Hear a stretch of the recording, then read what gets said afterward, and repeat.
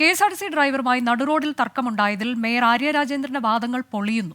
പാളയം സാഫല്യം കോംപ്ലക്സിന് മുന്നിൽ mayor car കുറുകെയിട്ടു. KSRTC bus തടഞ്ഞതിന്റെ ദൃശ്യങ്ങൾ പുറത്തുവന്നു.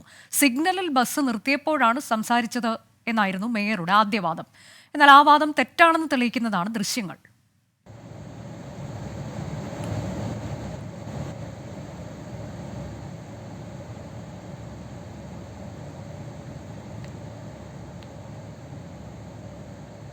MT പ്രതീഷ് വിവരങ്ങളുമായി. പ്രതീഷ്, സീബ്ര ലൈനിലൂടെ കുറുകെ വന്ന് ക്രോസ് ചെയ്ത് വന്ന് അത് മുൻപിലേക്ക് ഇട്ടു എന്നുള്ള കുറുകെ ഇടുന്നു എന്ന തരത്തിലേക്കാണ് ഇപ്പോൾ ദൃശ്യങ്ങളിൽ നിന്ന് കാണാൻ കഴിയുന്നത്. അതായത് മേയർ പറഞ്ഞ വാദം പൊളിഞ്ഞിരിക്കുന്നു.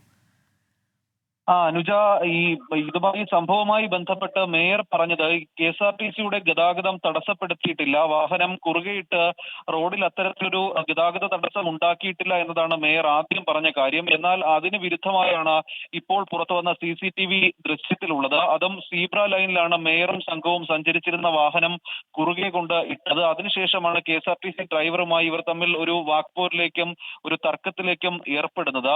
ഇതിൽ ആദ്യം പറഞ്ഞ അതേ ആരോപണങ്ങളിൽ മേയർ ഉറച്ചു നിൽക്കുന്നുണ്ട്. അതിൽ പ്രധാനപ്പെട്ടത് മേയർ ലൈംഗിക ചുവയോടുകൂടി എന്നോട് പെരുമാറി എന്നതാണ് മേയറുടെ പ്രധാനപ്പെട്ട ആരോപണം. ഈ ഡ്രൈവർ വളരെ മോശമായി പെരുമാറി, സ്ത്രീത്വത്തെ അപമാനിച്ചു, അതാണ് പ്രധാനമായും നൽകാനുള്ള കാരണമായും മേയർ പറയുന്നത്. പക്ഷേ ഈ ഡ്രൈവർക്കെതിരെ മേയർ നടത്തിയ ഈ ആരോപണം പൂർണ്ണമായും ഡ്രൈവർ യദു തള്ളുന്നുണ്ട്. അത്തരത്തിൽ മോശമായി താൻ പെരുമാറിയിട്ടില്ല എന്നതാണ് യദുവിന്റെ വിശദീകരണം. ഈ സിഗ്നലിൽ ബസ് നിർത്തിയപ്പോൾ സംസാരിച്ചു എന്ന മേയറുടെ ആദ്യവാദം പൊളിയുന്നു.